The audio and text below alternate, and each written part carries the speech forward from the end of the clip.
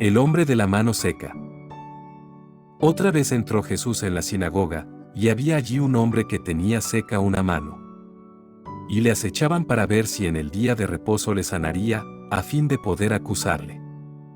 Entonces dijo al hombre que tenía la mano seca: levántate y ponte en medio.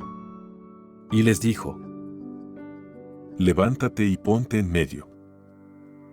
Y les dijo: ¿es lícito en los días de reposo hacer bien o hacer mal, salvar la vida o quitarla? Pero ellos callaban. Entonces, mirándolos alrededor con enojo, entristecido por la dureza de sus corazones, dijo al hombre: extiende tu mano. Y él la extendió, y la mano le fue restaurada sana. Y salidos los fariseos, tomaron consejo con los herodianos contra él para destruirle. La multitud a la orilla del mar. Mas Jesús se retiró al mar con sus discípulos, y le siguió gran multitud de Galilea, y de Judea, de Jerusalén, de Idumea, del otro lado del Jordán, y de los alrededores de Tiro y de Sidón. Oyendo cuán grandes cosas hacía, grandes multitudes vinieron a él. Y dijo a sus discípulos que le tuviesen siempre lista la barca, a causa del gentío, para que no le oprimiesen. Porque había sanado a muchos, de manera que por tocarle, cuantos tenían plagas caían sobre él. Y los espíritus inmundos, al verle, se postraban delante de él, y daban voces, diciendo: Tú eres el Hijo de Dios. Mas él les reprendía mucho para que no le descubriesen. Elección de los 12 apóstoles. Después subió al monte, y llamó hacia los que él quiso, y vinieron a él.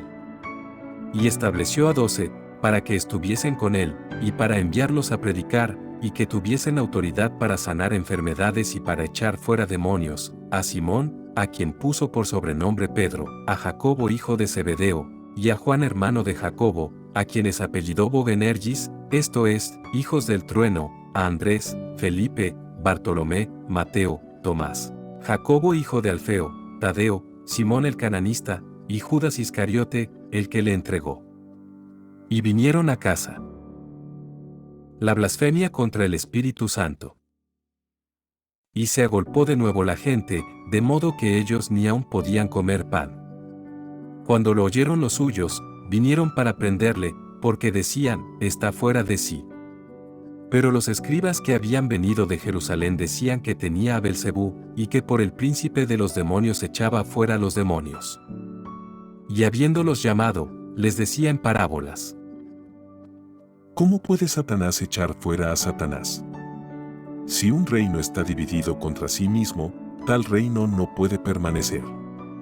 Y si una casa está dividida contra sí misma, tal casa no puede permanecer. Y si Satanás se levanta contra sí mismo, y se divide, no puede permanecer, sino que ha llegado su fin. Ninguno puede entrar en la casa de un hombre fuerte y saquear sus bienes, si antes no le ata, y entonces podrá saquear su casa. De cierto os digo que todos los pecados serán perdonados a los hijos de los hombres, y las blasfemias cualesquiera que sean, pero cualquiera que blasfeme contra el Espíritu Santo, no tiene jamás perdón, sino que es reo de juicio eterno. Porque ellos habían dicho: tiene espíritu inmundo. La madre y los hermanos de Jesús. Vienen después sus hermanos y su madre, y quedándose afuera, enviaron a llamarle. Y la gente que estaba sentada alrededor de él le dijo: tu madre y tus hermanos están afuera, y te buscan. Él les respondió diciendo: ¿quién es mi madre y mis hermanos? Y mirando a los que estaban sentados alrededor de él, dijo: he aquí mi madre y mis hermanos. Porque todo aquel que hace la voluntad de Dios, ese es mi hermano, y mi hermana, y mi madre.